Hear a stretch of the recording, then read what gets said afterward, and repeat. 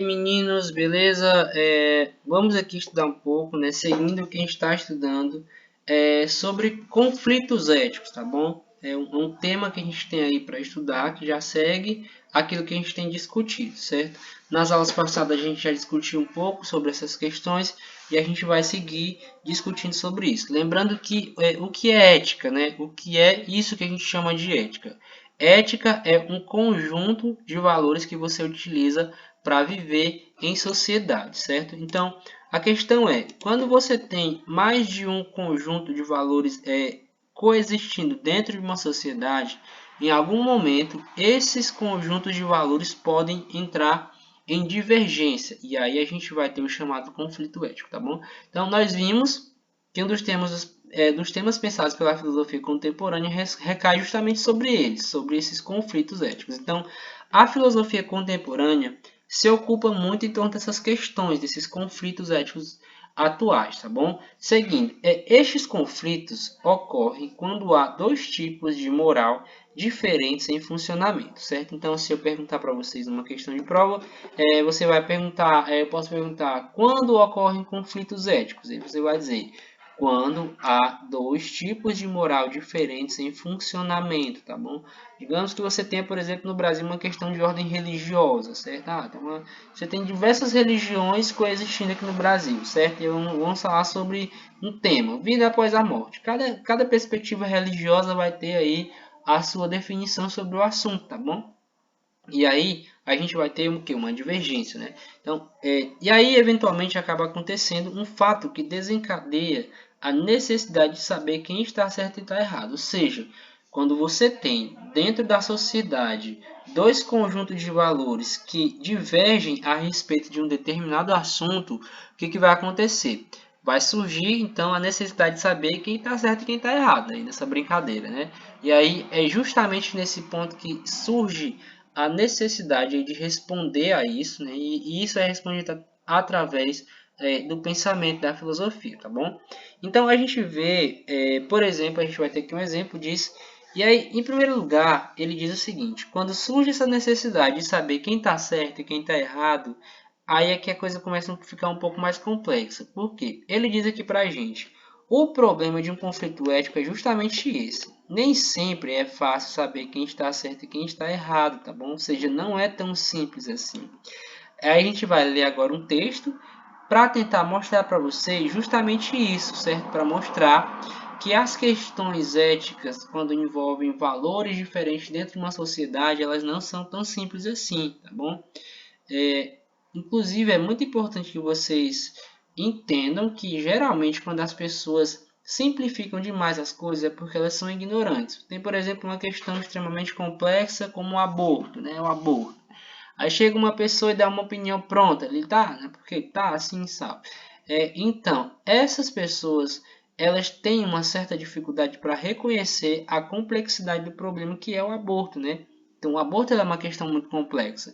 Então, quando a pessoa dá uma resposta simples, uma resposta curta, geralmente um texto pronto ali, essa pessoa ela não compreendeu a complexidade da questão, certo? Então, a gente vai ver aqui um exemplo desse tipo. Um exemplo que pode, para muitas pessoas, pode ser simples, mas na verdade nenhum é, certo? E ele fala sobre, e aí o texto diz o seguinte para a gente, as implicações éticas, que é o nome do texto aqui, e o texto diz o seguinte: usar embriões congelados excedentes de tratamentos de fertilização ou obter células-troncos, né? A partir de clonagem terapêutica são duas soluções que a biologia e a medicina estão propondo para tentar chegar mais perto da cura de várias doenças, certo? Então, o que a gente tem aí? Moto passando aqui. O que são células-tronco, né? Células-tronco são células que elas podem se transformar em qualquer outra célula do seu corpo, né? Então, se você tiver, por exemplo, um problema de paralisia, se não puder mais andar por conta de um problema na sua coluna, na sua medula óssea, essa célula-tronco ela é inserida nessa medula, né? E aí ela vai se transformar naquela célula da sua medula. E aí, dessa forma, a sua medula vai se recuperar, certo? Daquele trauma. Então, é dessa forma que são utilizadas as células-tronco. E essas células-tronco são extraídas de embriões humanos. No que isso implica, certo? A questão principal é dizer se esses embriões humanos podem ou não ser considerados seres, né? Seres humanos, digamos assim. Ao mesmo tempo que essas pesquisas com células-tronco elas geram esperança nas pessoas, né? Elas também geram alguns questionamentos éticos, tá bom? Geram aí questionamentos éticos que são identificados pelos especialistas em bioética. Aí tem umas questões aqui, certo? Quando são relatados os aspectos morais da manipulação do material biológico humano, várias perguntas ficam sem respostas, né? Primeira pergunta: é moralmente válido produzir e utilizar embriões humanos para separar as suas células-troncos, né? Ou seja, eu posso produzir um embrião humano apenas para extrair a célula-tronco dele, porque seria como se fosse extrair de um ser, ou seja, apenas para isso, né? Não vai se transformar numa pessoa, não vai vir em sociedade, vai apenas para extrair as células. A esperança das pessoas, traduzida na criação de constantes formas terapêuticas, está acima da vida desses embriões que serão produzidos para gerar essas células-tronco. Então a questão é, a vida de uma pessoa é constituída, né? Digamos, uma pessoa que esteja doente com algum problema. Ela está vida acima, ela é mais importante do que a vida desse embrião? É outro questionamento importante, certo? Então, são questionamentos que se fazem. Outro questionamento é, nos países onde é permitida a clonagem terapêutica, haverá comercialização do tecido produzido em laboratório através do envio deste material para países onde a técnica é proibida? Traduzindo, ele está perguntando aqui para a gente. Os países onde eu não posso fazer pesquisa com células-tronco, eles vão comprar células-tronco, vão comprar o material dos países onde é permitido fazer essa pesquisa, né? Então, tudo isso são questões que mostram para a gente que o fato, a discussão não é tão simples assim. E aí a gente tem aqui a opinião de uma pesquisadora, né, a respeito do assunto, uma pesquisadora brasileira, a doutora Marlene Braz, né? Ela é pesquisadora em bioética, em pós-graduação, ela é executiva da Sociedade de Bioética do Estado do Rio de Janeiro, então ela tem aí uma certa relevância para opinar sobre o assunto, né? E aí ela diz o seguinte a respeito disso, né? É importante ouvir tanto as argumentações ditas conservadoras quanto as denominadas progressistas, né? Então, o que ela está propondo aqui, certo? Com qual objetivo? Para formar uma opinião sobre o que é certo e errado a respeito dessas pesquisas com células-tronco. Então, o que ela propõe é ouvir os dois lados da situação. Os grupos mais conservadores, eles vão dizer o seguinte: você não pode gerar um embrião humano para apenas extrair as células-troncos desse embrião, porque ali é um ser humano, certo? Então você não pode criar um ser humano apenas para matar ele e extrair células, tá bom? Então os grupos conservadores teriam uma opinião mais ou menos nesse sentido. Já os grupos progressistas, eles vão dizer o seguinte: não, esse embrião humano ainda não é um ser humano, então faz sentido produzir esse embrião para extrair as células-tronco e a partir daí utilizar essas células-tronco para curar pessoas de várias doenças, né?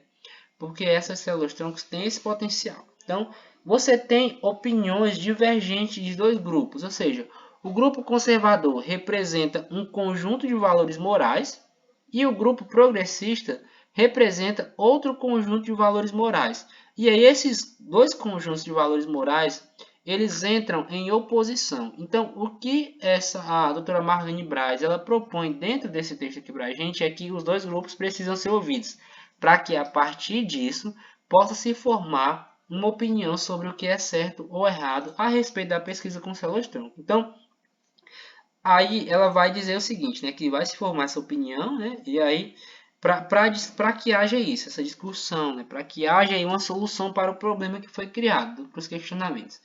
Quando a doutora Marlene Braz, ela é perguntada a respeito da pertinência da discussão sobre qual é o início da vida, e aqui é outra questão bem complexa, com a finalidade de saber se o embrião congelado teria o status de ser humano, ela vai dar aí uma resposta para a gente, né? Então tem uma questão aqui. A reportagem perguntou para ela, né? Tem essa questão. O embrião, quando é o início da vida humana, o embrião congelado, ele teria o status de ser humano, assim como eu, assim como vocês? E aí ela vai dar uma resposta, né? Sem dúvida, o embrião é um ser vivo, né? O embrião é um ser vivo. Por outro lado, ela vai dizer que o embrião, apesar de ser vivo, ele ainda não é uma pessoa, né? Mas já é vivo. E ela diz assim, é um ser vivo, mas não é uma pessoa, mas já é vivo. E ela opina também, ressaltando que, apesar dessa discussão ser importante, nós não devemos esquecer aspectos também relevantes, como a ameaça do mercado de órgãos, os riscos de rejeição, entre outros. Então, percebam que ela é perguntada a respeito de duas questões. Em primeiro lugar, em que momento nós podemos dizer que a vida humana se inicia? Segunda, a partir dessa pergunta, eles vão perguntar, esse embrião congelado, né, ele teria o status de ser humano? E ela vai responder de uma forma meio ambígua, digamos assim. Ela diz o quê? Que esse ser humano já é um ser vivo, no entanto, ele ainda não é uma pessoa.